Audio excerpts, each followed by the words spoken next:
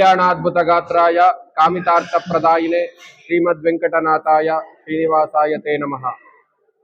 आपदाम् अपहर्तारं दातारं सर्वसंपदा लोकाभिरामं श्रीरामं भूयो भूयो नमाम्यहम्। गुरुब्रह्मा गुरुर्विष्णुः गुरुर्देवो महेश्वरः गुरु साक्षात् परब्रह्म तस्मै श्री गुरुवे नमः। ಆತ್ಮೀಯ ವೀಕ್ಷಕರೇ, ನಮ್ಮ ಕಾರ್ಯಕ್ರಮ ನಮ್ಮೂರ ನ್ಯೂಸ್ ನಿಮ್ಮೂರ ದೇವಸ್ಥಾನಕ್ಕೆ ಎಲ್ಲರಿಗೂ ಹೃತ್ಪೂರ್ವಕವಾದಂತಹ ಸ್ವಾಗತ. ನಾವಿವತ್ತು ಶೃಂಗೇರಿ ತಾಲೂಕಿನಲ್ಲಿರುವಂತಹ ಕಲ್ಕಟ್ಟೆಯಲ್ಲಿರುವ ಶ್ರೀ ರಾಘವೇಂದ್ರ ಸ್ವಾಮಿಗಳು ಹಾಗೂ ಶ್ರೀ ವೀರಾಂಜನೇಯ ಸ್ವಾಮಿಗಳ ಸನ್ನಿಧಿಯಲ್ಲಿದ್ದೇವೆ. ಇಂದು ವಿಶೇಷವಾಗಿ ಇಲ್ಲಿ ಸಾಮೂಹಿಕ ಶ್ರೀ ಸತ್ಯನಾರಾಯಣ ವ್ರತ ನೆರವೇರಿದೆ. ಅನೇಕ ಜನ ಭಕ್ತಾದಿಗಳು ಇದರಲ್ಲಿ ಭಾಗವಹಿಸಿ ಧನ್ಯರಾಗಿದ್ದಾರೆ.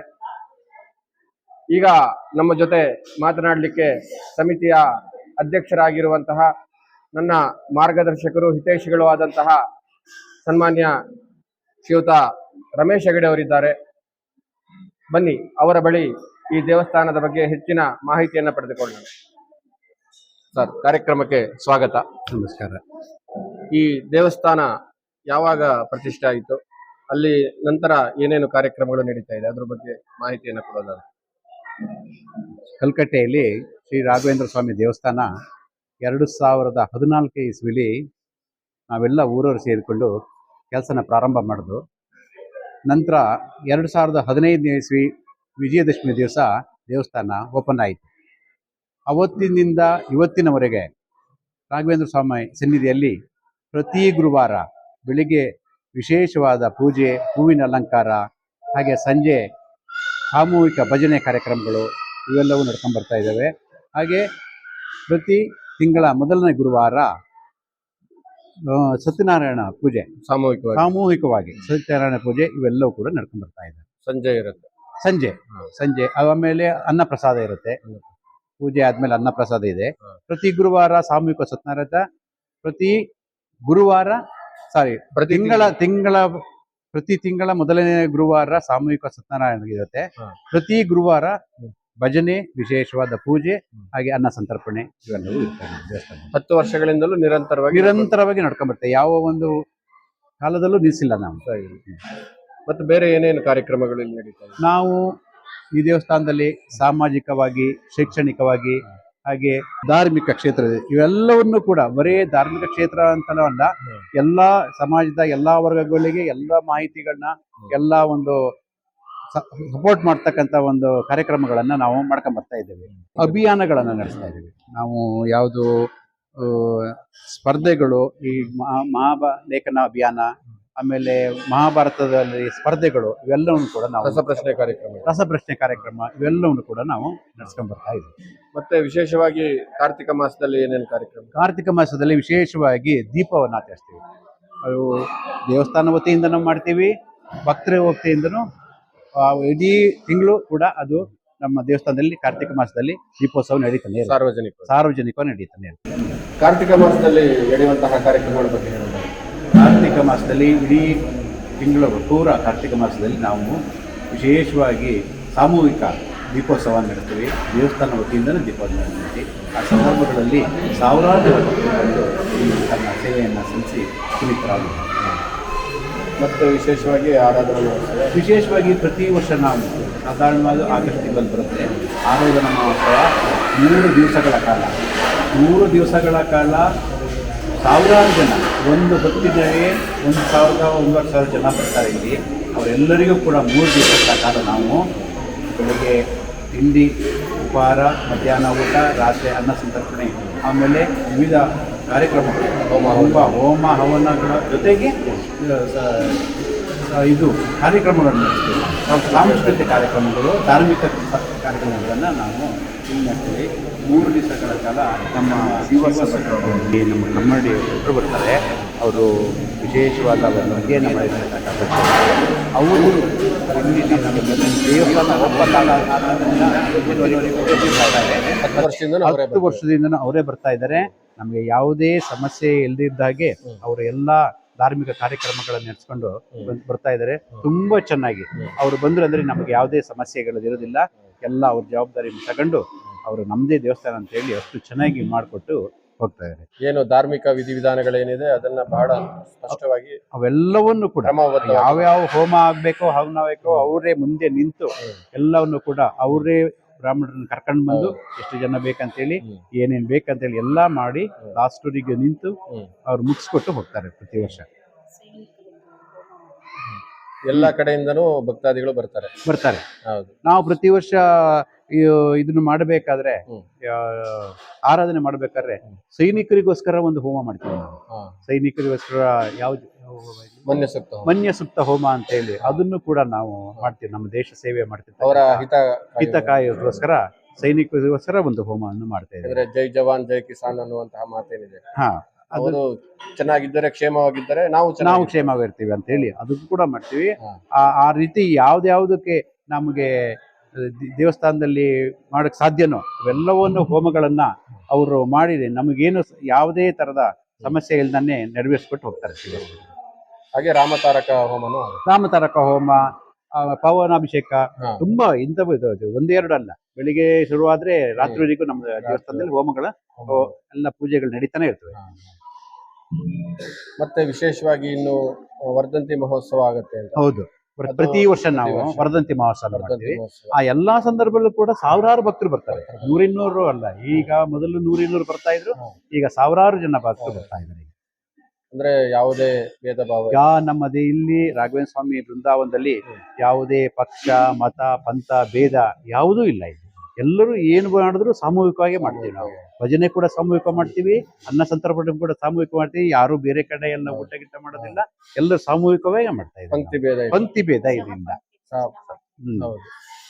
ನಾವೆಲ್ಲರೂ ಒಂದೇ ಅನ್ನುವಂತಹ ಭಾವನೆ. ಹೌದು. ಅವರು ಬರ್ತಾರೆ, ಅವರೇ ಸಮರ್ಪಣೆಯನ್ನ ಮಾಡ್ತಾರೆ. ಅವರೇ ಇಲ್ಲಿ ನಾವೊಂದು ತುಪ್ಪ ದೀಪ ಅಂತ ಮಾಡ್ತೀವಿ. ಅವರೆಲ್ಲರೂ ಕೂಡ ಅವರೇ ಆರತಿ ಮಾಡ್ತಾರೆ. ಇಲ್ಲಿ ದೇವರಿಗೆ ಅವರೇ ಆರತಿ ಮಾಡ್ತಾರೆ. ಅಂದ್ರೆ ಅವರು ಏನೋ ಒಂದು ಕಷ್ಟದಿಂದ ಬಂದಿರ್ತಾರೆ, ಏನೋ ಒಂದು ನೆಮ್ಮದಿ ಹುಡುಕಿರ್ತಾರೆ. ಹೌದು, ಅದಿಲ್ಲ ಅವರಿಗೆ ಖಂಡಿತ ಸಿಗುತ್ತೆ. ಅವ್ರೆಲ್ಲರಿಗೂ ಕೂಡ ಇಲ್ಲಿ ಏನು ಒರೆಸಿ ಬಂದಿರ್ತಾರೋ, ಯಾವ್ದು ರಾಘವೇಂದ್ರ ಸ್ವಾಮಿ ಕೈಲಿ ಏನು ಕೇಳ್ಬೇಕು ಅಂತ ಸಂಕಲ್ಪ ಮಾಡ್ಕೊಂಡ್ ಬಂದಿರ್ತಾರ, ಅವರೆಲ್ಲರಿಗೂ ಅದು ಈಡೇರುತ್ತೆ ಅಂತ ಒಂದು ಮನೋಭಾವದಲ್ಲಿ ಬರ್ತಾರೆ. ಹಾಗಾಗಿ ಈಡೇರುತ್ತೆ, ಅವರಿಗೆ 100 ಈಡೇರುತ್ತೆ. ಹಾಗಾಗಿ ಮತ್ತವರು ಪದೇ ಅವರು ಬರ್ತಾರೆ. ಅವರು ಹಾಗೆ ಶ್ರೀ ವೀರಾಂಜನೇಯ ಸ್ವಾಮಿಯ ಸನ್ನಿಧಿ. ಹೌದು, ಆ ವೀರಾಂಜನೇಯ ಸ್ವಾಮಿ ನಮಗೆ ನಾವು ದೇವಸ್ಥಾನ ಶುರು ಮಾಡ್ಬೇಕಾದ್ರೆ ಇಲ್ಲಿ ಡಿಗ್ ಮಾಡ್ಬೇಕಾದ್ರೆ ಅಂದ್ರೆ ಅಗಿಬೇಕಾದ್ರೆ ಇದು ಸಿಕ್ಕಿರೋದು. ಅದು ಯಾವುದೇ ರೀತಿ ಒಂದು ಚೂರು ಮುಕ್ಕಾಗಿಲ್ಲ. ಅದು ವಿಶೇಷವಾದ ವೀರಾಂಜನೇಯ ಸ್ವಾಮಿ ದೇವರದು. ಬೇರೆ ಎಲ್ಲೂ ನೀವು ನೋಡಕ್ ಸಾಧ್ಯ ಇಲ್ಲ ಈ ತರ ಮೂರ್ತಿನ. ಹಾಗಾಗಿ ಅದು ಆ ದೇವರ ಎದುರುಗಡೆನೆ ಅದನ್ನ ಪ್ರತಿಷ್ಠಾಪನೆ ಮಾಡಿದ್ದೀವಿ.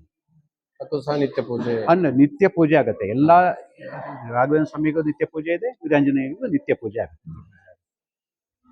ಇನ್ನು ಹೆಚ್ಚಿನ ಮಾಹಿತಿಯನ್ನ ಏನಾದ್ರೂ ಹೇಳೋದಾದ್ರೆ? ಹೆಚ್ಚಿನ ಮಾಹಿತಿ ಅಂದ್ರೆ ಇದೇ ಆಗಸ್ಟ್ ತಿಂಗಳು 29, 30, 31ಕ್ಕೆ ರಾಯರ ಆರಾಧನೆ ಇದೆ. ನಾವೆಲ್ಲರೂ ಬನ್ನಿ, ಅದರಲ್ಲಿ ಭಾಗವಹಿಸಿ ರಾಘವೇಂದ್ರ ಸ್ವಾಮಿಗಳ ಒಂದು ಆಶೀರ್ವಾದ ಪಡೆದು ಪುನೀತರಾಗಿದೆ ಅಂತೇಳಿ ಹೇಳ್ಕೊಳ್ತೇನೆ. ಆತ್ಮೀಯ ವೀಕ್ಷಕರೇ, ಮುಂಬರುವಂತಹ ಆರಾಧನಾ ಮಹೋತ್ಸವಕ್ಕೆ ನಮ್ಮ ಅಧ್ಯಕ್ಷರು ಎಲ್ಲರಿಗೂ ಸಹ ಆಹ್ವಾನವನ್ನು ನೀಡ್ತಾ ಇದ್ದಾರೆ. ಹಾಗಾಗಿ ಎಲ್ಲರೂ ಸಹ ಹೆಚ್ಚಿನ ಸಂಖ್ಯೆಯಲ್ಲಿ ಆಗಮಿಸಿ ಭಗವಂತನ ಅನುಗ್ರಹಕ್ಕೆ ಪಾತ್ರ ಆಗಬೇಕು ಅಂತ ಕೇಳ್ಕೊಳ್ತಾ ಇದ್ದಾರೆ. ನಮ್ಮ ಜೊತೆ ಮಾತನಾಡಿದ್ದಕ್ಕೆ ತುಂಬ ಹೃದಯದ ಧನ್ಯವಾದಗಳನ್ನ ನಮ್ಮವರ ನ್ಯೂಸ್ ಪರವಾಗಿ ಸಲ್ಲಿಸ್ತೇನೆ. ನಮಸ್ಕಾರ. ಆತ್ಮೀಯ ವೀಕ್ಷಕರೇ, ಈಗ ನಮ್ಮ ಜೊತೆ ಈ ದೇವಸ್ಥಾನದ ಬಗ್ಗೆ ಮಾತನಾಡಲಿಕ್ಕೆ, ಇಲ್ಲಿ ನಡೆಯುವಂತಹ ಕಾರ್ಯಕ್ರಮಗಳ ಬಗ್ಗೆ ವಿಶೇಷವಾದ ಮಾಹಿತಿ ನೀಡಲಿಕ್ಕೆ ಶ್ರೀಮತಿ ಶಾಮಿಲಿ ರಮೇಶ್ ಹೆಗಡೆ ಅವರಿದ್ದಾರೆ. ಅವರಿಗೆ ಹೃತ್ಪೂರ್ವಕವಾದಂತಹ ಸ್ವಾಗತವನ್ನ ಬಯಸ್ತಾ, ಹೇಳಿ ಮೇಡಮ್, ಈ ದೇವಸ್ಥಾನದಲ್ಲಿ ನಡೆಯುವಂತಹ ವಿಶೇಷ ಕಾರ್ಯಕ್ರಮಗಳ ಬಗ್ಗೆ. ಎಲ್ಲರಿಗೂ ನಮಸ್ಕಾರ. ನಾವು ಈ ರಾಘವೇಂದ್ರ ಸ್ವಾಮಿ ಸನ್ನಿಧಿಯಲ್ಲಿ ಕಳೆದ 11 ವರ್ಷಗಳಿಂದ ನಮ್ಮ ಸೇವೆಯನ್ನು ಸಹ ನಾವು ಸಲ್ಲಿಸ್ಕೊಂಡು ಬರ್ತಾ ಇದ್ದೀವಿ. ಎಲ್ಲಿಯ ಬಾಂಧವ್ಯವೋ ಗೊತ್ತಿಲ್ಲ, ನಾವು ಅಚಾನಕ್ ಆಗಿ ಇಲ್ಲಿಗೆ ಬಂದ್ವಿ. ನಮ್ಗೆ ಮನಸ್ಸಿಗೆ ಹಾಗೆ ನಾವು ಅನ್ಕೊಂಡಿದ್ದೆಲ್ಲ ಇಲ್ಲಿ ರಾಯರು ನಮಗೆ ಕರುಣಿಸಿದ್ದಾರೆ. ಹಾಗೆ ಇಲ್ಲಿ ಬರುವಂತ ಎಲ್ಲ ಭಕ್ತರಿಗೂ ಅವರ ಆಶಯ ಈಡೇರಿದೆ ಅನ್ನೋದು ನಮ್ಮ ಅನಿಸಿಕೆ. ಯಾಕಂದ್ರೆ ಬರ್ತಾ ಬರ್ತಾ ನಮ್ಗೆ ತುಂಬಾ ಜನಗಳ ಇಲ್ಲಿ ಒಂದು ಆಗಮಿಸುವಿಕೆ ತುಂಬಾ ಜಾಸ್ತಿ ಇದೆ. ಹಾಗಾಗಿ ರಾಯರು ಅವರೆಲ್ಲರಿಗೂ ಒಳ್ಳೇದ್ ಮಾಡಿದ್ದಾರೆ ಅನ್ನೋದು ನನ್ನ ಒಂದು ಅನಿಸಿಕೆ. ನಾವು ಪ್ರತಿ ಗುರುವಾರ ಸಂಜೆ ಸಾಮೂಹಿಕ ಭಜನೆ ಇರುತ್ತೆ, ಹಾಗೆ ಸಾಮೂಹಿಕ ಅನ್ನ ಸಂತರ್ಪಣೆ ಇರುತ್ತೆ, ಸಹಪಂಕ್ತಿ ಭೋಜನನ್ನು ಸಹ ಇಲ್ಲಿ ನಾವು ನಡ್ಸ್ಕೊಂಡು ಬರ್ತಾ ಇದ್ದೀವಿ. ಬೆಳಿಗ್ಗೆ ಪೂಜೆ ಇರುತ್ತೆ, ಪ್ರತಿ ದಿವಸ ನಿತ್ಯ ಪೂಜೆ ಇರುತ್ತೆ. ವಿಶೇಷವಾಗಿ ಮೊದಲನೇ ಗುರುವಾರ ನಮ್ಮ ಮನೆಯವ್ರು ಹೇಳ್ದಾಗೆ ಸತ್ಯನಾರಾಯಣ ಪೂಜೆ ಇರುತ್ತೆ ಸಾಮೂಹಿಕ. ಆ, ಇನ್ನೂ ಒಂದು ವಿಶೇಷ ಅಂದ್ರೆ ಇಲ್ಲಿ ಅಕ್ಕಪಕ್ಕದಲ್ಲಿರೋರಿಗಿಂತ ದೂರದ ಊರುಗಳಿಂದ ತುಂಬಾ ಜನ ಭಕ್ತರು ಬರ್ತಾ ಇದ್ದಾರೆ. ಇಲ್ಲಿ ಪ್ರತಿ ವಾರನೂ ನಾವು ನೋಡ್ದಂಗೆ ಹೊಸ ಹೊಸಬ್ರು ಬರ್ತಾರೆ. ಅದು ರಾಯರೇ ಮೋಸ್ಟ್ಲಿ ಅವ್ರನ್ನೆಲ್ಲ ಇಲ್ಲಿಗೆ ಕರ್ಸ್ಕೊಳ್ತಾರೆ. ಹಾಗಾಗಿ ನಾನೆಲ್ಲೋ ಕೇಳ್ದಂಗೆ ರಾಯರು ನಾವು ಇಷ್ಟಪಟ್ರೆ ಅವ್ರು ಕರ್ಸ್ಕೊಳಲ್ಲಂತೆ, ಅವ್ರು ಇಷ್ಟಪಟ್ರೆ ಮಾತ್ರ ನಮ್ಮನ್ನ ಕರ್ಸ್ಕೊಳ್ಳೋದು ಅಂತೇಳಿ. ಹಾಗಾಗಿ ಇಲ್ಲಿ ನಮಗೂ ಒಂದು ಅವಕಾಶ ಸಿಕ್ಕಿದೆ ಅವ್ರ ಸೇವೆ ಮಾಡಿ, ಅದು ನಮ್ಗೆ ಒಂದು ಪುಣ್ಯದ ಇದು ಅಂತ ನಾನು ಹೇಳೋದಕ್ಕೆ ಇಷ್ಟಪಡ್ತೀನಿ. ಹಾಗೆ ಬಹಳಷ್ಟು ಕಾರ್ಯಕ್ರಮಗಳನ್ನ ನಾವು ಮಾಡ್ಕೊಂಡು ಬಂದಿದೀವಿ ನಮ್ಮ ಸಮಿತಿ ಕಡೆಯಿಂದ. ಈಗ ಕಳೆದ ಸಾಲಿನಲ್ಲಿ ನಾವು ರಾಮಾಯಣದ ಬಗ್ಗೆ ಒಂದು ರಸಪ್ರಶ್ನೆ ಇದ್ರನ್ನ ಮಾಡ್ಬಿಟ್ಟು ಅದರಲ್ಲಿ ವಿಜೇತರಾದವರಿಗೆ ಬಹುಮಾನವನ್ನ ಕೊಟ್ಟಿದ್ದೀವಿ. ಹಾಗೆ ಈ ಸರಿ ಆಗಸ್ಟ್ 23ನೇ ತಾರೀಕು ಮಹಾಭಾರತದ ಬಗ್ಗೆ ಭಾಷಣ ಸ್ಪರ್ಧೆಯನ್ನ ನಾವು ಇರಿಸ್ಕೊಂಡಿದ್ದೀವಿ. ಎರಡೂ ಮಟ್ಟದಲ್ಲೂ ಇದೆ, ವಿದ್ಯಾರ್ಥಿಗಳಿಗೆ ಹಾಗೂ ಸಾರ್ವಜನಿಕರಿಗೆ. ಆಗಸ್ಟ್ 23ನೇ ತಾರೀಕು ಇರುತ್ತೆ. ಹೆಚ್ಚಿನ ಮಾಹಿತಿಗೆ ನೀವು ಕಮಿಟಿಯ ಯಾರನ್ನಾದ್ರೂ ನೀವು ಸಮಿತಿಯ ಸದಸ್ಯರನ್ನ ಸಂಪರ್ಕಿಸಬಹುದು. ಖಂಡಿತವಾಗ್ಲು ನಮ್ಮ ಭಾರತೀಯ ಸಂಸ್ಕೃತಿಯ ಏನು ಮುಖ್ಯ ಗ್ರಂಥಗಳೇನಿದೆ, ಆ ಭಾಗವತ ಧರ್ಮಗಳನ್ನ, ಮಾನವೀಯ ಮೌಲ್ಯಗಳನ್ನ, ಮನುಷ್ಯ ಹೇಗೆ ಬದುಕಬೇಕು ಎನ್ನುವಂತಹ ಒಂದು ಸ್ಪಷ್ಟವಾದಂತಹ ಸಂದೇಶಗಳನ್ನು ಕೊಡುವಂತಹ ರಾಮಾಯಣ, ಮಹಾಭಾರತ, ಭಗವದ್ಗೀತೆ, ಆ ಪುಣ್ಯ ಗ್ರಂಥಗಳನ್ನ ಓದ್ಲಿಕ್ಕೆ ಪ್ರೇರೇಪಣೆ ಕೊಡುವಂತಹ ಒಂದು ಮಹತ್ತರವಾದಂತಹ ಕಾರ್ಯವನ್ನ ಸಮಿತಿಯವರೆಲ್ಲ ಮಾಡ್ತಾ ಇದ್ದಾರೆ. ಅಂದ್ರೆ ಆ ರೀತಿಯಾದಂತಹ ಕಾರ್ಯಕ್ರಮಗಳನ್ನ ಹಮ್ಮಿಕೊಳ್ಳುವುದರಿಂದ ಜನಗಳಲ್ಲಿ ಆಸಕ್ತಿ ಬರಲಿ, ಅದನ್ನ ಓದುವಂತಾಗಲಿ ಎನ್ನುವಂತಹ ಒಂದು ಕಳಕಳಿ ಉದ್ದೇಶ. ಯಾಕೆಂದ್ರೆ ಈಗಿನ ಒಂದು ಮಕ್ಕಳಲ್ಲಿ ತುಂಬಾ ನಾವು ಡಿಜಿಟಲ್ AI ಇದಕ್ಕೆ ಹೋಗಿದೀವಿ. ಹಾಗಾಗಿ ಓದೋ ಅಭ್ಯಾಸ ತುಂಬಾನೇ ಕಡಿಮೆ ಆಗಿದೆ. ಆಗ ನಮ್ಮ ಸಾಂಸ್ಕೃತಿಕ ಒಂದು ಹಿನ್ನೆಲೆ, ನಮ್ಮ ಸಂಪ್ರದಾಯ, ನಮ್ಮ ಪರಂಪರೆ, ನಮ್ಮ ದೇಶದ ಮಹತ್ವ ಅವರಿಗೆ ಗೊತ್ತಾಗ್ತಾ ಇಲ್ಲ. ಪೋಷಕರಾಗಿ ನಮ್ದು ತಪ್ಪಿದೆ. ಆದಷ್ಟು ಅವರನ್ನ ನಾವು ಹಿಂದೆಗೆ ಎಳೆದು ತರೋಣ. ನಮ್ಮ ಒಂದು ಸಂಸ್ಕೃತಿಯನ್ನ, ತುಂಬಾ ಒಂದು ಶ್ರೀಮಂತ ಸಂಸ್ಕೃತಿ ಇದು. ಎಲ್ಲಾ ಕಡೆ ನಮ್ಮ ಸಂಸ್ಕೃತಿ ಬಗ್ಗೆ ಹೆಮ್ಮೆ ಇದೆ, ಆದ್ರೆ ನಾವು ಅದನ್ನ ಮರಿತಾ ಇದೀವಿ ಅನ್ನೋ ಒಂದು ಬೇಸರನೂ ಸಹ ನಮ್ಗಿದೆ. ಮಕ್ಕಳಿಗೆ ನಾವು ಹೆಚ್ಚಿನದಾಗಿ ನಮ್ಮ ಒಂದು ಮೂಲ ಸಂಸ್ಕೃತಿ ಏನಿದೆ ಅದನ್ನ ನಾವು ಕಲಿಸ್ಬೇಕು. ಅವಾಗ ಮಾತ್ರ ನಮ್ಮ ಒಂದು ಇದು ಉಳಿಯಕ್ಕೆ ಸಾಧ್ಯ. ನಮ್ಮ ಭಾರತೀಯ ಏನು ಇದಿದೆ ಅದು ಉಳಿಯೋದಕ್ಕೆ ಸಾಧ್ಯ. ಹಾಗಾಗಿ ಆ ನಿಟ್ಟಿನಲ್ಲಿ ನಾವು ಹೆಚ್ಚಿನ ಒಂದು ಮಕ್ಕಳನ್ನ ಎಳೆದು ತಂದ್ರೆ ಮುಂದಿನ ಪೀಳಿಗೆ ಅದು ಒಂದು ವಿದ್ಯೆಯನ್ನ ನಾವು ಕೊಟ್ಟಂಗಾಗುತ್ತೆ ನಮ್ಮ ಒಂದು ಸನಾತನ ಇದ್ರದ ಬಗ್ಗೆ ಅಂತ ಹೇಳ್ಬಿಟ್ಟು.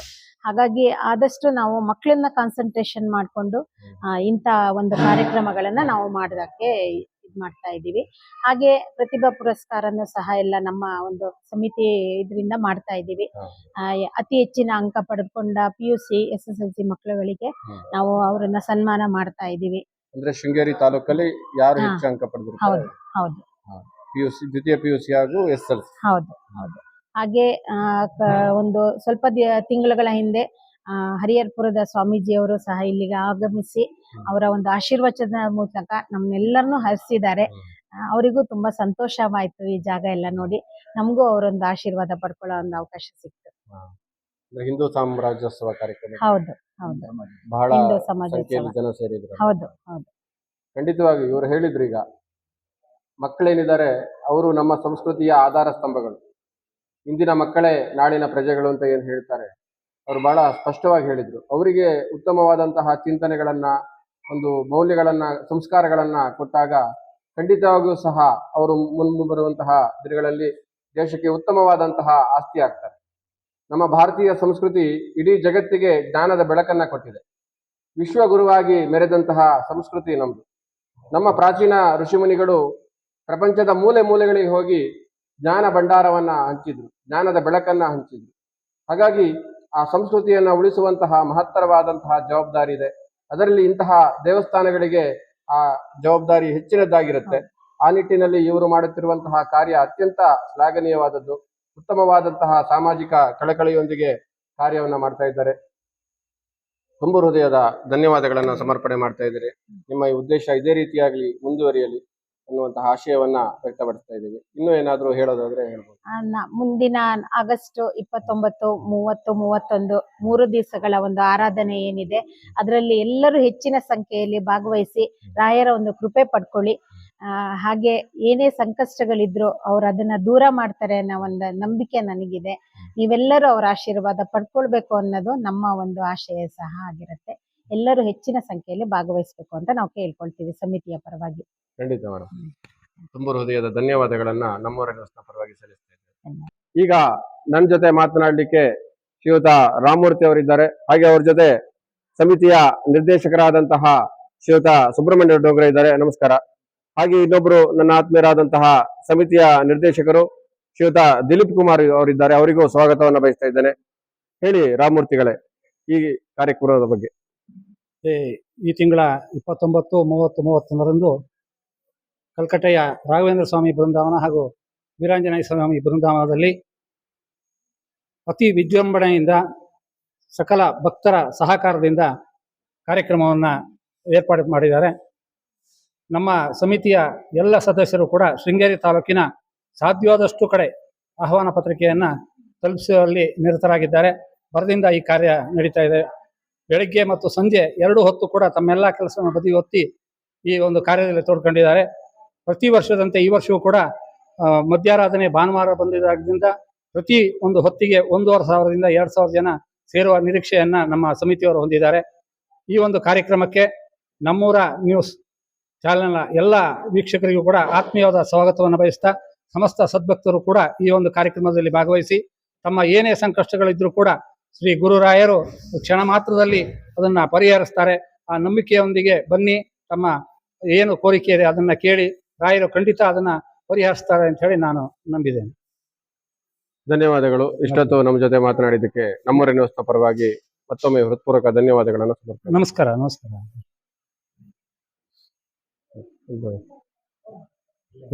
ಯಾರು ಮಾತಾಡೋ ಏನು ಬೇಡ.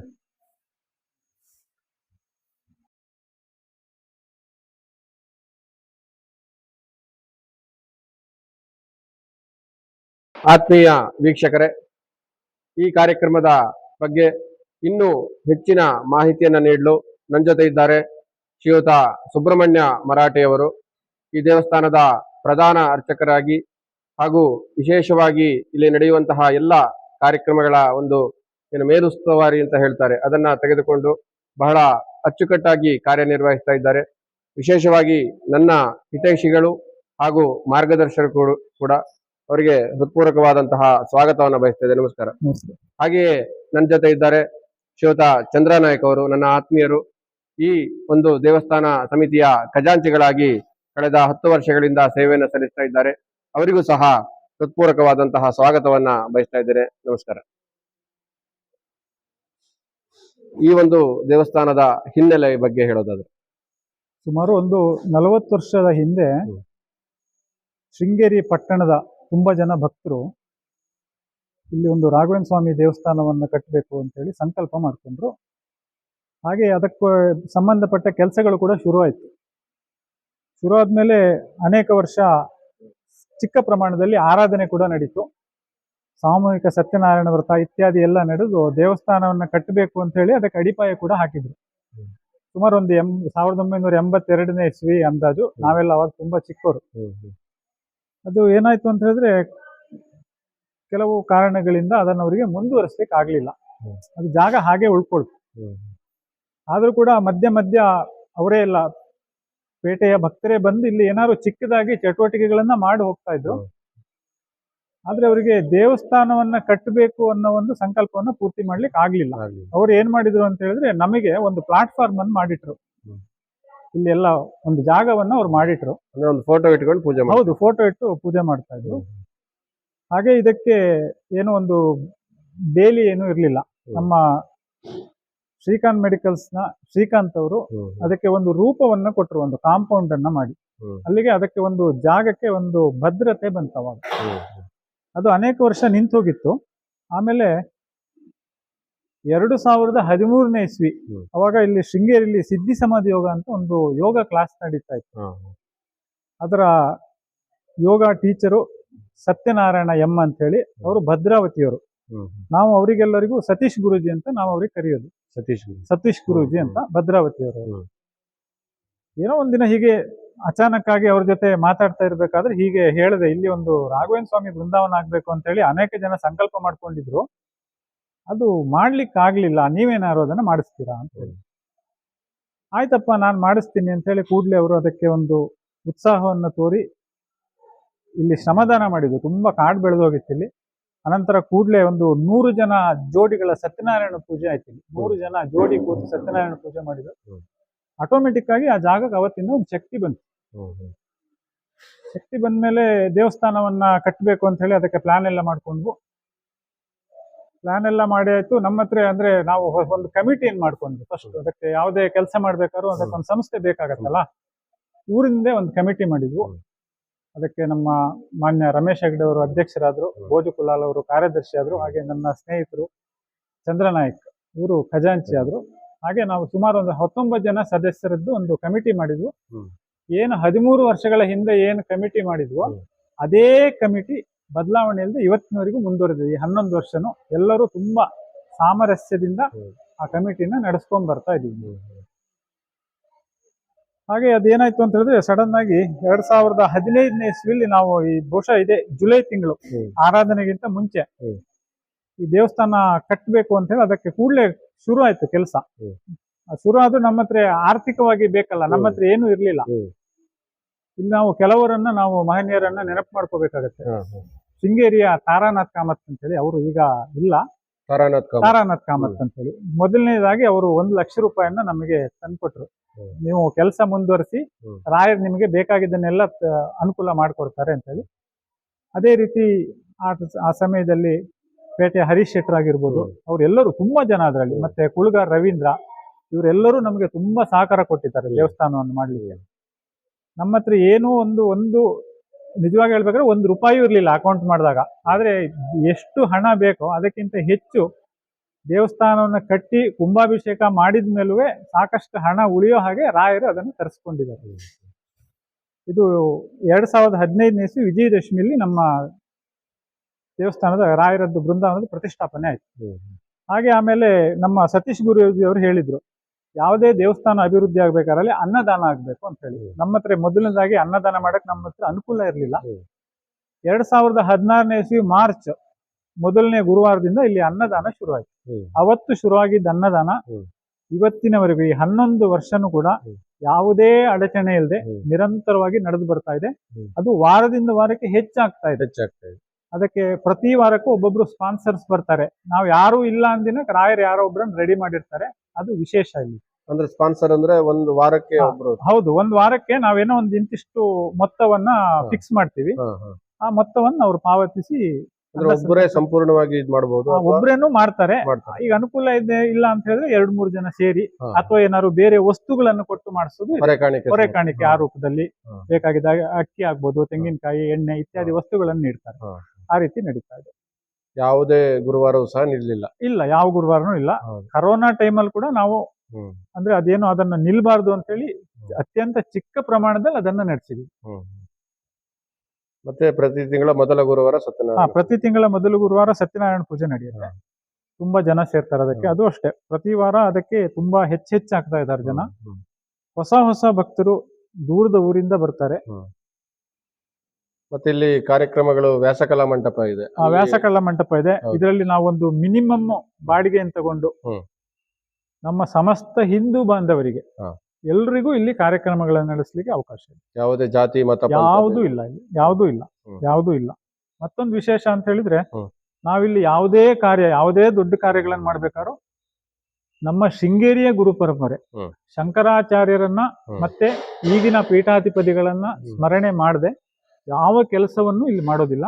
ಯಾಕಂದ್ರೆ ನಮಗೆ ಪ್ರತಿಷ್ಠೆ ಮಾಡ್ಲಿಕ್ಕೆ ಒಬ್ರು ಬಂದವರು ಆಚಾರ್ಯರು ಅದನ್ನ ಹೇಳಿ ಹೋಗಿದ್ದಾರೆ, ಶೃಂಗೇರಿ ದೊಡ್ಡ ಗುರುಪೀಠ, ನೀವು ಇಲ್ಲಿ ಯಾವ ಕಾರ್ಯವನ್ನು ಮಾಡ್ಬೇಕಾದ್ರೂ ಫಸ್ಟ್ ಶಂಕರಾಚಾರ್ಯರಿಗೆ ನಮಸ್ಕಾರ ಮಾಡಿ ಅವರಿಗೆ ಫಲವನ್ನ ತೆಗೆದಿಟ್ಟೆ ಕಾರ್ಯ ಮಾಡ್ಬೇಕು ಅಂತ ಹೇಳಿ.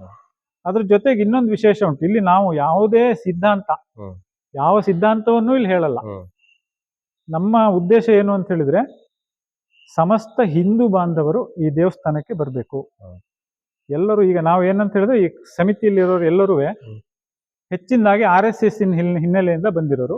ಈ ದೇವಸ್ಥಾನ ಕೂಡ ಸಂಘ ಏನ್ ಹೇಳುತ್ತೆ, ಸಮಾಜದಲ್ಲಿ ತಾರತಮ್ಯ ಇರಬಾರ್ದು ಅಂತ ಹೇಳಿ ಅದೇ ರೀತಿ ನಾವು ದೇವಸ್ಥಾನವನ್ನು ನಡೆಸ್ಕೊಂಡು ಬರ್ತಿದೀವಿ.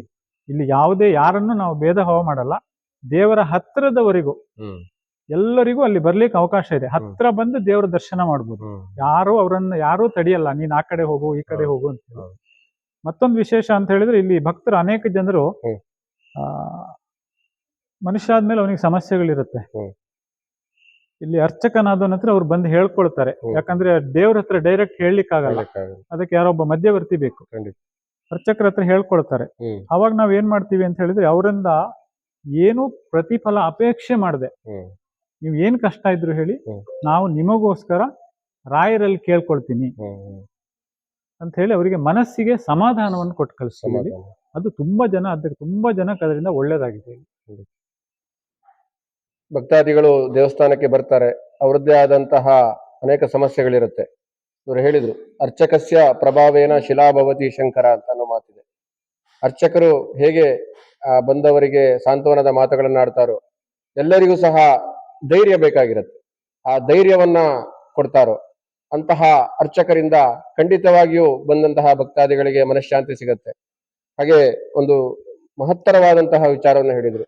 ಶಂಕರಾಚಾರ್ಯರ ಬಗ್ಗೆ ಮಾತನಾಡಿದ್ರು. ಏಕೆಂದ್ರೆ ಇವತ್ತು ನಮ್ಮ ಸನಾತನ ಧರ್ಮ ಉಳಿದಿದೆ, ಎಲ್ಲ ಕಡೆಗಳಲ್ಲೂ ಸಹ ದೇವಸ್ಥಾನಗಳಿದೆ, ಹೋಮ ಹವನಗಳಾಗ್ತಾ ಇದೆ, ಏನೇ ಧಾರ್ಮಿಕ ಕಾರ್ಯಕ್ರಮಗಳು ನಡೀತಾ ಇದೆ ಪ್ರಪಂಚದ ಮೂಲೆ ಮೂಲೆಗಳಲ್ಲಿ. ಅದಕ್ಕೆ ಕಾರಣ ಶಂಕರಾಚಾರ್ಯರು. ಇದನ್ನ ಪ್ರತಿಯೊಬ್ಬ ಮನುಷ್ಯನೂ ಸಹ ನೆನಪಿನಿಟ್ಟುಕೊಳ್ಬೇಕಾದದ್ದು. ಯಾಕಂದ್ರೆ ಮನುಷ್ಯನಿಗೆ ಇರಬೇಕಾದಂತಹ ದೊಡ್ಡ ಗುಣ ಅದು ಉಪಕಾರ ಸ್ಮರಣೆ ಅಂತ ಹೇಳ್ತಾರೆ. ಹಾಗಾಗಿ ಶಂಕರಾಚಾರ್ಯರು ಮಾಡಿರುವಂತಹ ಉಪಕಾರ ಅದು ಬಹಳ ದೊಡ್ಡದು, ಅನುಭವವಾದದ್ದು. ಹಾಗಾಗಿ ಯಾರು ಯಾವುದೇ ಕೆಲಸವನ್ನ ಮಾಡಬೇಕಾದ್ರೆ ಅದು ಬಹಳ ಸುಂದರವಾಗಿ ಹೇಳಿದ್ರು. ಸದಾಶಿವ ಸಮಾರಂಭಾಂ ಶಂಕರಾಚಾರ್ಯ ಮಧ್ಯಮಾಂ ಅಸ್ಮದಾಚಾರ್ಯ ಪರ್ಯಂತಾಂ ಒಂದೇ ಗುರು ಪರಂಪರ. ಆ ಶಂಕರಾಚಾರ್ಯರ ನಂತರ ಬಂದಂತಹ ಸಮಸ್ತ ಗುರು ಪರಂಪರೆಯನ್ನ ಸ್ಮರಿಸಿಕೊಂಡೇ ಎಲ್ಲ ಕೆಲಸಗಳನ್ನ ಮಾಡಬೇಕು. ಅವ್ರು ಏನು ಸಂದೇಶಗಳನ್ನ ನಮಗೆ ಕೊಟ್ಟಿದ್ದಾರೆ ಅದನ್ನ ಯಥಾವತ್ತಾಗಿ ಪಾಲಿಸುವಂತಹ, ಅದನ್ನು ಬಹಳ ಸ್ಪಷ್ಟವಾಗಿ ಹೇಳಿದ್ರು. ಯಾವುದೇ ರೀತಿಯಾದಂತಹ ಸಿದ್ಧಾಂತ ಇಲ್ಲ, ಜಾತಿ ಮತ ಪಂಥ ಭೇದ ಇಲ್ಲ, ಸಮಷ್ಟಿ ಹಿತಚಿಂತನೆ ಏನು ರಾಷ್ಟ್ರೀಯ ಸ್ವಯಂ ಸೇವಕ ಸಂಘ ನಮಗೆಲ್ಲ ಹೇಳ್ಕೊಟ್ಟಿದೆ. ಆ ಸಮಷ್ಟಿ ಹಿತಚಿಂತನೆ ಇರ್ಬೋದು, ಸಾಮರಸ್ಯದ ಭಾವನೆ ಇರ್ಬೋದು, ಅದನ್ನ ಇಲ್ಲಿ ಮಾಡ್ತಾ ಇದ್ದೇವೆ. ಹಾಗಾಗಿ ಯಾರ ಮನಸ್ಸಿಗೂ ನೋಯಿಸುವಂತಹ ಉದ್ದೇಶ ಯಾರಿಗೂ ಸಹ ಇಲ್ಲ. ಅದನ್ನ ಬಹಳ ಉತ್ತಮ ರೀತಿಯಲ್ಲಿ ಹೇಳಿದ್ರು. ಅನ್ನ ದಾನ ಮಹಾದಾನ ಅಂತ ಹೇಳಿದ್ದಾರೆ. ಅದು ಇಂತಹ ಕ್ಷೇತ್ರಗಳಲ್ಲಿ ಮಾಡುವಂತಹ ಅನ್ನದಾನ ಹೆಚ್ಚಿನ ಪುಣ್ಯವನ್ನ ಗಳಿಸುವಂಥದ್ದು. ಮನುಷ್ಯ ಯಾವಾಗಲೂ ಸಹ ಪುಣ್ಯ ಸಂಚಯನದಲ್ಲಿ ಭಾಗವಹಿಸಬೇಕು ಅಂತ ಸಕಲ ಧರ್ಮಶಾಸ್ತ್ರಗಳು ಹೇಳಿದೆ. ಆ ನಿಟ್ಟಿನಲ್ಲಿ ಇಲ್ಲಿ ಪ್ರತಿ ಗುರುವಾರವೂ ಸಹ ಬಹಳ ಭಕ್ತಿ ಶ್ರದ್ಧೆಯಿಂದ ಜನಗಳು ಆಗಮಿಸ್ತಾರೆ. ಅವರೆಲ್ಲರಿಗೂ ಸಹ ಅನ್ನದಾಸೋಹ ನಡೆಯುತ್ತೆ ಈ ಒಂದು ಕ್ಷೇತ್ರದಲ್ಲಿ. ಈ ಒಂದು ಅನ್ನದಾಸೋಹ, ಅನ್ನ ಸಂತರ್ಪಣೆ ಬಗ್ಗೆ ಹೆಚ್ಚಿನ ಮಾಹಿತಿಯನ್ನು ನೀಡೋದಾದ್ರೆ, ನಾನು ಅವಾಗ್ಲೇ ಹೇಳ್ದಂಗೆ ಯಾವುದೇ ದೇವಸ್ಥಾನ ಅಭಿವೃದ್ಧಿ ಆಗ್ಬೇಕು ಅಂತ ಹೇಳಿದ್ರೆ ಅಲ್ಲಿ ನಿತ್ಯ ಅನ್ನದಾನ ಆಗ್ಬೇಕು ಅಂತ ಹೇಳಿ ನಾವೇನ್ ಮಾಡ್ತೀವಿ ಅಂದ್ರೆ ಪ್ರತಿ ಗುರುವಾರ ಸಂಜೆ ಇಲ್ಲಿ ಅನ್ನ ಸಂತರ್ಪಣೆಯನ್ನ ನಡೆಸ್ತಾ ಇದೀವಿ. ಅಂದ್ರೆ ಅನ್ನ ಸಂತರ್ಪಣೆಯಲ್ಲಿ ಭಕ್ತಾದಿಗಳು ಹೇಗೆ ಭಾಗವಹಿಸಬಹುದು? ಯಾರಿಗಾರು ಒಬ್ಬರಿಗೆ ಯಾರು ಒಂದು ಸೂಚನೆ ಕೊಟ್ಟಿರ್ತಾರೆ, ನೀವು ಅನ್ನದಾನ ಮಾಡಿ ನಿಮಗೆ ಇದರಿಂದ ಒಳ್ಳೇದಾಗತ್ತೆ ಅಂತ. ಅವರು ಇಲ್ಲಿ ಬಂದು ಅನ್ನ ಸಂತರ್ಪಣೆ ಮಾಡೋದಾದ್ರೆ ಅವ್ರು ಹೇಗೆ ಭಾಗವಹಿಸ್ತಾರೆ? ಇಲ್ಲಿ ನಾವು ಅನ್ನ ಸಂತರ್ಪಣೆಗೆ ಒಂದು ಮೊತ್ತವನ್ನು ಫಿಕ್ಸ್ ಮಾಡಿರ್ತೀವಿ. ಅಂದ್ರೆ ಅದು ವರ್ಷವರೆಗೆ ಬದಲಾಗತ್ತೆ. ನಾವು ಇದನ್ನ 3,000 ರೂಪಾಯಿಂದ 11 ವರ್ಷಗಳ ಹಿಂದೆ ಶುರು ಮಾಡಿದ್ವು. ಅವಾಗ 50ರಿಂದ 60 ಜನ ಆಗ್ತಾ ಇದ್ದೀವಿ. ಈಗ 300ರಿಂದ 400 ಜನ ಆಗುತ್ತೆ. ಕಾಲಕ್ಕೆ ತಕ್ಕಂತೆ ವಸ್ತುಗಳ ಬೆಲೆ ಎಲ್ಲದೂ ಹೆಚ್ಚಾಗಿರೋದ್ರಿಂದ ನಾವೀಗ ಒಂದು 10,000 ರೂಪಾಯಿ ಒಬ್ರು ಪೂರ್ತಿಯಾಗಿ ಮಾಡಿಸೋದಾದ್ರೆ 10,000 ರೂಪಾಯಿ ತಗೊಳ್ತೀವಿ. ಕೆಲವು ಸಲ ಏನಾಗುತ್ತೆ ಅಂತ ಹೇಳಿದ್ರೆ ಒಬ್ಬನಿಗೆ ಇಲ್ಲಿ ಅನ್ನದಾನ ಮಾಡ್ಬೇಕು ಅಂತ ಇಚ್ಛೆ ಇರುತ್ತೆ, ಅವನಿಗೆ ಮಾಡ್ಲೇಬೇಕು ತಾನು ಅಂತ ಹೇಳಿ. ಆದ್ರೆ ಅವನಿಗೇನು ಆರ್ಥಿಕವಾಗಿ ಅಷ್ಟು ಅನುಕೂಲ ಇರೋದಿಲ್ಲ. ಆಗ ನಾವು ಅವ್ರಿಗೆ ಏನ್ ಮಾಡ್ತೀವಿ, ಅವ್ರು ಎಷ್ಟು ನಮಗ್ ಕೊಡ್ತಾರೆ ಅಷ್ಟರಲ್ಲಿ ತಗೊಳ್ತೀವಿ, ಯಥಾನುಶಕ್ತಿ. ಮತ್ತು ವಿಶೇಷ ಅಂತ ಹೇಳಿದ್ರೆ ನಾವು ಯಾರು ಅನ್ನ ಸಂತರ್ಪಣೆ ಮಾಡಿಸ್ಲಿಕ್ಕೆ ಬರ್ತಾರಲ್ಲ ಅವರನ್ನೇ ಕೂರಿಸ್ಕೊಂಡು ಅವ್ರ ಹತ್ರ ಸಂಕಲ್ಪ ಮಾಡಿಸಿ ಆಮೇಲೆ ಅನ್ನ ಸಂತರ್ಪಣೆಯನ್ನ ಮಾಡಿ. ಇದು ಇಲ್ಲಿದ್ದು ವಿಶೇಷ. ಹೌದು. ಮತ್ತೆ ಅದ್ರ ಜೊತೆಗೆ ಈ ವಸ್ತುಗಳನ್ನು ಸಮರ್ಪಣೆ ಮಾಡ್ತಾ ಇರ್ತಾರೆ. ಈಗ ಕೆಲವರು ಅನುಕೂಲ ಇರೋರು ಜಾಸ್ತಿ ಕೊಡ್ತಾರೆ. ಭಗವಂತ ಎಲ್ಲದನ್ನು ಒಂದೇ ರೂಪದಲ್ಲಿ ತಗೊಳ್ತಾನೆ. ಈಗ ತುಂಬಾ ದೊಡ್ಡದಾಗಿ ಕೊಟ್ರು ಅವನಿಗದು ಒಂದೇ ಸಮಾನ. ಇನ್ನೊಬ್ಬ ಯಾರೋ ಇಲ್ದೇ ಇರೋನೇನೋ ಚಿಕ್ಕದಾಗಿ ಒಂದು ಹರಿವಾಣದಲ್ಲಿ ಕೊಟ್ರು ದೇವರು ಎರಡನ್ನೂ ಸ್ವೀಕಾರ ಮಾಡೋದು ಒಂದೇ ರೀತಿ. ಹಾಗಾಗಿ ನಾವು ಯಾವುದೇ ಒಬ್ಬ ಭಕ್ತ ಏನೋ ಒಂದು ಅರ್ಧ ಕೆಜಿ ಕಡಲೆಬೇಳೆನೋ ಅಥವಾ 2 ತೆಂಗಿನಕಾಯಿ ತಂದ್ರೂ ಅವನಲ್ಲಿ ದೇವರ ಗರ್ಭಗುಡಿ ಎದುರಿಗೆ ನಿಲ್ಲಿಸ್ಕೊಂಡು ಅವರ ರಾಶಿ ನಕ್ಷತ್ರ ಕೇಳಿ ಅದನ್ನು ಸಮರ್ಪಣೆ ಮಾಡಿಸ್ತೀವಿ. ಅದು ಜನಗಳಿಗೆ ತುಂಬಾ ಇಷ್ಟ ಆಗತ್ತೆ ಇಲ್ಲಿ. ಮತ್ತೆ ಇದೆಲ್ಲ ಈಗಿನ ಕಾಲಕ್ಕೆ ನಮ್ಮ ಸಮಾಜ ಈಗ ಯಾವ ಪರಿಸ್ಥಿತಿಯಲ್ಲಿ ಇದೆಯಲ್ಲ, ಜನಗಳ ಪರಿವರ್ತನೆ ಆಗ್ಬೇಕು. ಖಂಡಿತ. ಜನಗಳು ಏನಾಗಿದ್ದಾರೆ ಅಂದ್ರೆ ಈ ಪಾಶ್ಚಾತ್ಯ ಸಂಸ್ಕೃತಿ ಅಥವಾ ಇದೆಲ್ಲ ಬೇಡ ನನಗೆ ಅಂತ ಹೇಳಿ ದೂರ ಹೋಗ್ತಾರೆ. ಆದ್ರೆ ನಾವು ಅವರನ್ನ ದೇವರ ಕಡೆಗೆ ಎಳ್ಕೊಂಡ್ ಬರ್ಬೇಕು, ಅವಾಗ ಜನರು ಕೂಡ ಬದಲಾವಣೆ ಆಗ್ತಾರೆ. ಹಾಗಾಗಿ ಇದೊಂದು ನಾವೇನು ಇಲ್ಲಿ ಸಮರ್ಪಣೆ ಇದೆಯಲ್ಲ ಅದು ತುಂಬಾ ಒಳ್ಳೆ ರೀತಿಯಲ್ಲಿ ಆಗ್ತಾ ಇದೆ. ಅವ್ರಿಗೆ ಮನಸ್ಸಿಗೆ ಕೂಡ ತುಂಬಾ ಸಂತೋಷ ಆಗುತ್ತೆ. ಅವರಿಗೆ ಅಯ್ಯೋ ಒಂದಿನ ಯಾರೋ ಇಲ್ಲಿ ಹೇಳಿದ್ರು, ನಾನು ಒಂದು ಅರ್ಧ ಕೆಜಿ ಕಡಲೆಬೇಳೆ ತಗೊಂಡೋಗಿದೆ, ಭಟ್ರು ಅಲ್ಲಿ ದೇವರ ಎದುರಿಗೆ ಕರೆದು ಅದನ್ನ ರಾಶಿ ನಕ್ಷತ್ರ ಕೇಳಿ ಸಮರ್ಪಣೆ ಮಾಡಿಸಿ ಮಂತ್ರಾಕ್ಷತೆ ಕೊಟ್ಟರು ನನಗೆ ಅಂತ ಹೇಳಿ. ಒಂದು ದೇವಸ್ಥಾನದ ಬಗ್ಗೆ ಅದಕ್ಕಿಂತ ಒಳ್ಳೆ ಅಭಿಪ್ರಾಯ ಏನ್ ಬೇಕು ನಮ್ಗೆ ಸಾರ್ವಜನಿಕರಿಂದ? ಕೃಷ್ಣನಿಗೆ ಕುಚೇಲ ಭಕ್ತಿಯಿಂದ ಅವಲಕ್ಕಿಯನ್ನು ಕೊಟ್ಟರು ಸಹ ಅದನ್ನೇ ಪಂಚಭಕ್ಷ ನೈವೇದ್ಯ ಅಂತ ಹೇಳ್ಕೊಂಡು ಸ್ವೀಕಾರ ಮಾಡ್ದ. ಗೀತೆಯಲ್ಲಿ ಬಹಳ ಸ್ಪಷ್ಟವಾಗಿ ಹೇಳಿದ್ದಾನೆ, ಪತ್ರಂ ಪುಷ್ಪಂ ಫಲಂ ತೋಯಂ ಯೋಮೇ ಭಕ್ತ್ಯಾ ಪ್ರಯಚ್ಛತಿ. ಅಂದ್ರೆ ಭಗವಂತ ಏನನ್ನೇ ಕೊಟ್ಟರು ಸಹ ಸ್ವೀಕಾರ ಮಾಡ್ತಾನೆ, ಆದ್ರೆ ಕೊಡುವ ಮನಸ್ಸು ಆಗಿರ್ಬೇಕು, ಭಕ್ತಿ ಇರಬೇಕು, ಭಗವಂತನಲ್ಲಿ ಸಮರ್ಪಿತವಾಗಿರ್ಬೇಕು. ಅವಾಗ ಖಂಡಿತವಾಗಿಯೂ ಸಹ ಆ ಭಗವಂತ ಅದನ್ನ ಸ್ವೀಕಾರ ಮಾಡ್ತಾನೆ, ಅದಕ್ಕೆ ಅನುಗ್ರಹವನ್ನ ಮಾಡೇ ಮಾಡ್ತಾನೆ ಅನ್ನುವಂತಹ ಒಂದು ಉತ್ತಮವಾದಂತಹ ಮಾತನ್ನು ಹೇಳಿದ್ರು. ಇಲ್ಲಿ ನಡೆಯುವಂತಹ ಕಾರ್ಯಕ್ರಮಗಳು ಸಹ ಹಾಗೆ ಇರುತ್ತೆ. ಯಾರು ಏನೇ ಸಹ ಭಕ್ತಿಯಿಂದ ಬಂದು ಇಲ್ಲಿ ಸಮರ್ಪಣೆಯನ್ನ ಮಾಡಬಹುದು, ಭಗವಂತನ ಅನುಗ್ರಹಕ್ಕೆ ಪಾತ್ರ ಆಗಬಹುದು ಅಂತ ಹೇಳಿದ್ರು. ಜಗತ್ತಿನ ಮೂಲೆ ಮೂಲೆಗಳಲ್ಲೂ ಸಹ ರಾಯರ ಆರಾಧನಾ ಮಹೋತ್ಸವ ಅತ್ಯಂತ ವೈಭವದಿಂದ ನಡೆಯುತ್ತೆ. ನಮಗೆಲ್ಲ ಗೊತ್ತಿದೆ, ಜಗತ್ತಿನಾದ್ಯಂತ ಸಾವಿರಾರು ಮೃತ್ತಿಕಾ ಬೃಂದಾವನಗಳಿದೆ. ಹಾಗೆ ಮೂಲ ಬೃಂದಾವನ ನಮಗೆಲ್ಲ ಗೊತ್ತಿರೋ ಹಾಗೆ ಮಂತ್ರಾಲಯದಲ್ಲಿದೆ. ಮುಂಬರುವಂತಹ ಆಗಸ್ಟ್ 29, 30 ಹಾಗೂ 31ರಂದು ಈಗಾಗಲೇ ಹೇಳಿದ್ರು ಈ ಆರಾಧನಾ ಮಹೋತ್ಸವ ನಡೆಯುತ್ತೆ. ಇದು 11 ವರ್ಷದಿಂದನೂ ನಡೀತಾ ಬಂದಿದೆ, ಬಹಳ ವೈಭವದಿಂದ ನಡೆಯುತ್ತೆ. ಈ ಕಾರ್ಯಕ್ರಮ ನೀವಿಲ್ಲಿ ನಡೆಸ್ತೀರಲ್ಲ, ಇದಕ್ಕೆ ಯಾವ ರೀತಿಯಾಗಿ ಹಣ ಸಂಗ್ರಹ ಆಗುತ್ತೆ? ಅನೇಕ ಕಾರ್ಯಕ್ರಮಗಳು ಹೇಳುದು, ಏನು ಹೋಮ ಹವನಗಳಾಗತ್ತೆ, 2 ರಿಂದ 3, 5,000ದವರೆಗೂ ಜನ ಆಗತ್ತೆ. ಅದಕ್ಕೆ ಬೇಕಾಗುವಂತಹ ದೇಣಿಗೆಯನ್ನು ಹೇಗೆ ಸಂಗ್ರಹ ಮಾಡ್ತೀವಿ? ಅದು ಏನಂತ ಹೇಳಿದ್ರೆ, ನಾವು ಮೊದಲನೇದಾಗಿ ಒಂದು 2 ವರ್ಷ ನಮ್ಮ ಹತ್ರ ನಿಜವಾಗಿ ರಾಯರ ಆರಾಧನೆ 3 ದಿವಸ ಮಾಡೋದು. ನಮ್ಗೆ ಅನುಕೂಲ ಇಲ್ಲ ಅಂತ ಹೇಳಿ ನಾವು ಮಧ್ಯಾರಾಧನೆ ಒಂದೇ ದಿವಸ ಮಾಡ್ತಾ ಇದ್ವಿ. ಆಮೇಲೆ ಅನ್ನಿಸ್ತು, ರಾಯರ ಆರಾಧನೆ ನಾವು ಒಂದೇ ದಿನ ಮಾಡೋದು ಹೇಗೆ ಅಂತ ಹೇಳಿ, ತಪ್ಪಾಗತ್ತದು ಅಂತ ಹೇಳಿ ಆಮೇಲಿಂದ 3 ದಿವಸನೂ ಮಾಡ್ಲಿಕ್ಕೆ ಹಿಡಿದ್ವು. ಫಸ್ಟಿಗೆ ಎಲ್ರಿಗೂ ಆತಂಕ ಇದ್ದೇ ಇರುತ್ತೆ, ಇಷ್ಟು ದೊಡ್ಡ ಕಾರ್ಯಕ್ರಮ ನಾವು ಹೇಗಪ್ಪ ಮಾಡೋದು, ಸಾವಿರಾರು ಜನ ಊಟಕ್ಕೆ ಬರ್ತಾರೆ.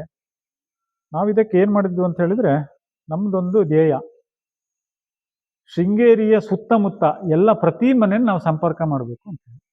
ಈಗ ಕಳೆದ 10 ವರ್ಷಗಳಿಂದನೂ ನಾವು ಸಾಧಾರಣ ಕುಂಚೆಬೈಲಿಂದ ಹಿಡಿದು ಬೇಗಾರು, ಅಡ್ಗದ್ದೆಯಿಂದ ಹಿಡಿದು ತೆಕ್ಕೂರು, ಇಷ್ಟು ಜಾಗಗಳನ್ನು ನಾವು ಹೆಚ್ಚಿನದಾಗಿ ಮನೆ ಸಂಪರ್ಕ ಮಾಡ್ತಾ ಇದ್ದೀವಿ. ಎಲ್ರಿಗೂ ಆಹ್ವಾನ ಪತ್ರಿಕೆ ಕೊಡ್ತೀವಿ. ಅವ್ರು ಏನೋ ಒಂದು ದೇವರಿಗೆ ಏನೋ ಒಂದನ್ನು ಸಲ್ಲಿಸ್ತಾರಲ್ಲಿ. ಹಾಗೆ ಇದು 2 ತಿಂಗಳು ಮುಂಚೆಯಿಂದಾನೇ ನೀವು ಪ್ರಾರಂಭ? 2 ತಿಂಗಳು, ನಾವು ಜೂನ್ ಲಾಸ್ಟ್ ಇಂದಾನೇ ಶುರು ಮಾಡ್ಕೊಳ್ತೀವಿ. ತುಂಬಾ ಸಮಯಾವಕಾಶ ಬೇಕಾಗುತ್ತೆ. ಸಮಯಾವಕಾಶ ಬೇಕು. ಅದ್ರ ಜೊತೆ ಎಲ್ಲ ಸದಸ್ಯರು ಕೂಡ ಸೇರ್ಕೊಳ್ತಾರೆ. ಆಯ್ತು, ಒಂದು 2-3 ತಂಡಗಳನ್ನು ಮಾಡ್ಕೊಂಡು ಇಂತಿಷ್ಟು ಜಾಗ ಅಂತ ಹೇಳಿ ಡಿವೈಡ್ ಮಾಡ್ಕೊಂಡು ನಾವು ಈ ಕೆಲಸವನ್ನ ಮಾಡ್ತೀವಿ. ಹಾಗೆ ವಿಶೇಷ ಅಂತ ಹೇಳಿದ್ರೆ, ಈಗ ಇದಕ್ಕೆ ತುಂಬಾ ಹಣ ಬೇಕಾಗತ್ತೆ. ಹೆಚ್ಚಿನದಾಗಿ ನಮ್ಗೆ ಇಲ್ಲಿ ಊರಿಂದನೇ ಬಂದ್ಬಿಡತ್ತೆ, ಭಕ್ತಾದಿಗಳು ಕೊಡ್ತಾರೆ, ಹಣದ ರೂಪದಲ್ಲೂ ಕೊಡ್ತಾರೆ, ವಸ್ತುಗಳ ರೂಪದಲ್ಲೂ ಕೊಡ್ತಾರೆ. ಸೇವೆಗಳು ಇಂತಿಷ್ಟು ನಿಗದಿ ಮಾಡಿರ್ತೀವಿ. ಅದೇ ತರ ಹೇಗಿದೆ ಅಂತ ಹೇಳಿದ್ರೆ, ಈಗ ಉದಾಹರಣೆಗೆ ಬೆಂಗಳೂರಲ್ಲಿ 100 ರಾಯರ ಮಠ ಇದೆ, ದೊಡ್ಡ ರಾಯರ ಮಠಗಳಿದಾವೆ. ಬೆಂಗಳೂರಿನ ಭಕ್ತರು ಇಲ್ಲಿಗೆ ಬಂದು ಉದಾರವಾಗಿ ನಮಗೆ ಹಣಕಾಸಿನ ನೆರವು ನೀಡ್ತಾರೆ. ಬೆಂಗಳೂರಿಂದ ಬರ್ತಾರೆ ಇಲ್ಲಿ. ಬೆಂಗಳೂರಿಂದ ಶೃಂಗೇರಿ ಬರ್ಬೇಕಾದ್ರೆ 100 ಮಠಗಳು ಮಧ್ಯೆ ಸಿಗತ್ತೆ. ಅದ್ರ ನಡುವೆ ಶೃಂಗೇರಿಗೆ ಬಂದು ನಮ್ಮ ಕಲ್ಕಟ್ಟೆಯಲ್ಲಿರುವಂತಹ ರಾಯರ ಮಠಕ್ಕೆ ಬಂದು ಸೇವೆಯನ್ನು ಸಲ್ಲಿಸ್ತಾರೆ. ಅಂದ್ರೆ ಅವ್ರಿಗೆ ಏನನ್ಸುತ್ತೆ ಅಂತ ಹೇಳಿದ್ರೆ, ತಾನು ಕೊಡ್ತಕ್ಕಂಥ ಪ್ರತಿಯೊಂದು ರೂಪಾಯಿ ಕೂಡ ಇಲ್ಲಿ ಸದ್ವಿನಿಯೋಗ ಆಗತ್ತೆ ಅಂತ ಅವ್ರಿಗೆ ಆ ಮನಸ್ಸಿನಲ್ಲಿ ಬಂದ್ಬಿಟ್ಟಿದೆ. ಈ ವರ್ಷನೂ ಕೂಡ ನಾನೀಗ ಹೆಸರು ತಗೊಳ್ಳಲ್ಲ, ಒಂದು ದೊಡ್ಡ ದಾನಿಗಳು ನಮಗೆ ಒಳ್ಳೆ ರೀತಿಯಿಂದ ಸಹಕಾರವನ್ನು ಕೊಟ್ಟಿದ್ದಾರೆ. ಅವರು ಹೇಗೆ ಅಂತ ಹೇಳಿದ್ರೆ, ಅವ್ರ ಭಕ್ತಿ ಹೇಗಿದೆ ಅಂತ ಹೇಳಿದ್ರೆ, ಅವರು ದುಡ್ಡು ಕೊಡೋದು ಮಾತ್ರ, ಅವ್ರು ಯಾವ ಸಂಕಲ್ಪಕ್ಕೂ ಇಲ್ಲಿ ಬರಲ್ಲ, ಆರಾಧನೆಯಲ್ಲಂತೂ ಬರೋದೇ ಇಲ್ಲ. ಆಮೇಲೆ ಯಾವತ್ತಾರು ಒಂದ್ ದಿವಸ ಬಂದು ಪ್ರಸಾದ ತಗೊಂಡು ಹೋಗ್ತಾರೆ. ಅದೇ ರೀತಿ ವಿದೇಶದ ಭಕ್ತರು ಕೂಡ ಇದ್ದಾರೆ ಇಲ್ಲಿ. ಅವರು ಅಷ್ಟೇ, ಈಗ ದೇವಸ್ಥಾನವನ್ನೇ ನೋಡದೇ ಇರೋರು ಇದ್ದಾರೆ. ನಾವು ಮೊದಲದಾಗಿ ನಿಮ್ಗೆ ಹೇಳ್ದಂಗೆ ದೇವಸ್ಥಾನ ಕಟ್ತೀವಿ ಅಂದಾಗ ಅಲ್ಲಿಂದ ಏನು ಯೋಚನೆ ಮಾಡದೆ ಹಣ ಸಹಾಯ ಮಾಡಿದವರು ಇದ್ದಾರೆ.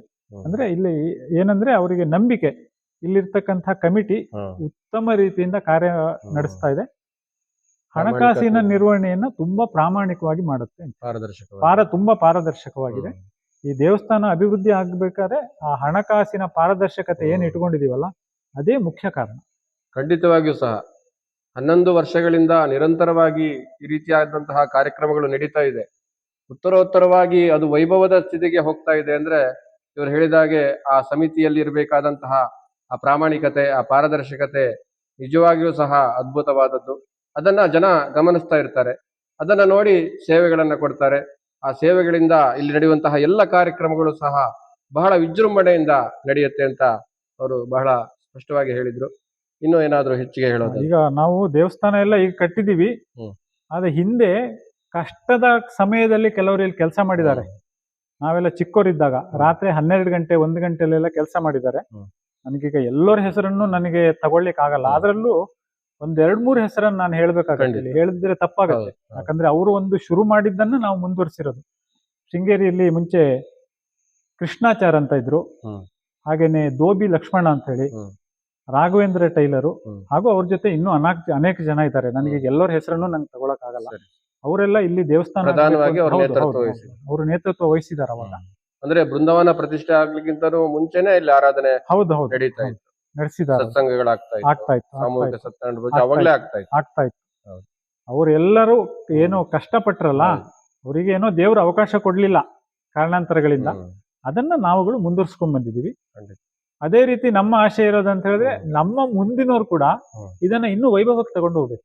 ನಮಗೆ ದೇವರು ಎಷ್ಟೋ ಒಂದಷ್ಟು ಕೆಲಸಗಳನ್ನ ವಹಿಸಿದಾನೆ, ಅದನ್ನ ನಾವು ಮಾಡ್ತೀವಿ. ಮುಂದೆ ಬರ್ತಕ್ಕಂತ ಸದಸ್ಯರು ಈ ದೇವಸ್ಥಾನವನ್ನ ಇನ್ನೂ ಒಳ್ಳೆ ಮಟ್ಟಕ್ಕೆ ತಗೊಂಡು ಹೋಗ್ಬೇಕು ಅಂತ ಹೇಳಿ ನನ್ನ ಆಶೆ. ಖಂಡಿತವಾಗಿ. ಧಾರಣಾತ್ ಧರ್ಮ ಇತ್ಯಾವುಹು ಧರ್ಮೋ ಧಾರಯತೆ ಪ್ರಜಾಹ ಧರ್ಮ ಏವೋ ಹತೋ ಹಂತಿ ಧರ್ಮೋ ರಕ್ಷತಿ ರಕ್ಷಿತಃ ಎನ್ನುವಂತೆ ಧರ್ಮದ ಆಚರಣೆಯನ್ನ ಮಾಡಿದ್ರೆ ಆ ಧರ್ಮ ನಮ್ಮ ರಕ್ಷಣೆಯನ್ನ ಮಾಡುತ್ತೆ. ಧರ್ಮೋ ರಕ್ಷತಿ ರಕ್ಷಿತಃ ಮಹಾಭಾರತದಲ್ಲಿ ಬಹಳ ಸ್ಪಷ್ಟವಾಗಿ ಹೇಳಿದ್ದಾರೆ. ಹಾಗಾಗಿ ಪ್ರತಿಯೊಬ್ಬರಿಗೂ ಸಹ ಈ ಜವಾಬ್ದಾರಿ ಇದೆ, ಅದನ್ನು ಅವ್ರು ಹೇಳಿದ್ರು. ಎಲ್ಲರೂ ಸಹ ಈಗೇನು ನಡೆಸ್ಕೊಂಡು ಹೋಗ್ತಾ ಇದ್ದೇವೆ, ಮುಂದೆಯೂ ಸಹ ಅದನ್ನ ಬಹಳ ಸುಭದ್ರವಾಗಿ ಅಚ್ಚುಕಟ್ಟಾಗಿ ನಡೆಸಿಕೊಂಡು ಹೋಗುವಂತಾಗಲಿ ಎನ್ನುವಂತಹ ಆಶಯವನ್ನ ವ್ಯಕ್ತಪಡಿಸಿದ್ರು. ಬಹಳ ಹೃತ್ಪೂರ್ವಕವಾದಂತಹ ಧನ್ಯವಾದಗಳನ್ನು ನಿಮಗೆ ಸಮರ್ಪಣೆ ಮಾಡ್ತಾ ಇದ್ದೇನೆ. ಇಷ್ಟೊತ್ತು ನಮ್ಮ ಜೊತೆ ಮಾತನಾಡ್ತಾ ಇದ್ರಿ, ತುಂಬ ಹೃದಯದ ಧನ್ಯವಾದಗಳು. ನಮಸ್ತೆ. ಆತ್ಮೀಯ ವೀಕ್ಷಕರೇ, ನಮ್ಮೂರ ನ್ಯೂಸ್ ನಿಮ್ಮೂರ ದೇವಸ್ಥಾನ ಕಾರ್ಯಕ್ರಮದ ಇಂದು ವಿಶೇಷವಾಗಿ ಕಲ್ಕಟ್ಟೆಯ ರಾಯರ ಸನ್ನಿಧಿಯಲ್ಲಿ ನಡೆದಂತಹ ಸಾಮೂಹಿಕ ಸತ್ಯನಾರಾಯಣ ಪೂಜೆಯನ್ನು ತಾವೆಲ್ಲರೂ ವೀಕ್ಷಣೆ ಮಾಡಿದಿರಿ. ಮುಂಬರುವಂತಹ ರಾಯರ ಆರಾಧನಾ ಮಹೋತ್ಸವಕ್ಕೆ ತಮಗೆಲ್ಲರಿಗೂ ಸಹ ಈಗಾಗಲೇ ಸಮಿತಿಯವರೆಲ್ಲರೂ ಸಹ ಹೃತ್ಪೂರ್ವಕವಾದಂತಹ ಸ್ವಾಗತವನ್ನು ಬಯಸಿದ್ದಾರೆ. ಎಲ್ಲರೂ ಸಹ ಹೆಚ್ಚಿನ ಸಂಖ್ಯೆಯಲ್ಲಿ ಬಂದು ಭಾಗವಹಿಸಿ ಆ ಗುರುಗಳ ವಿಶೇಷವಾದಂತಹ ಅನುಗ್ರಹಕ್ಕೆ ಪಾತ್ರರಾಗಬೇಕು ಅಂತ ಕೇಳ್ಕೊಳ್ತಾ ಇದ್ದೇವೆ. ಎಲ್ಲರಿಗೂ ಸಹ ಹೃತ್ಪೂರ್ವಕವಾದಂತಹ ಧನ್ಯವಾದಗಳೊಂದಿಗೆ ಇಂದಿನ ಕಾರ್ಯಕ್ರಮವನ್ನು ಮುಗಿಸ್ತಾ ಇದ್ದೇನೆ. ನಮಸ್ಕಾರ.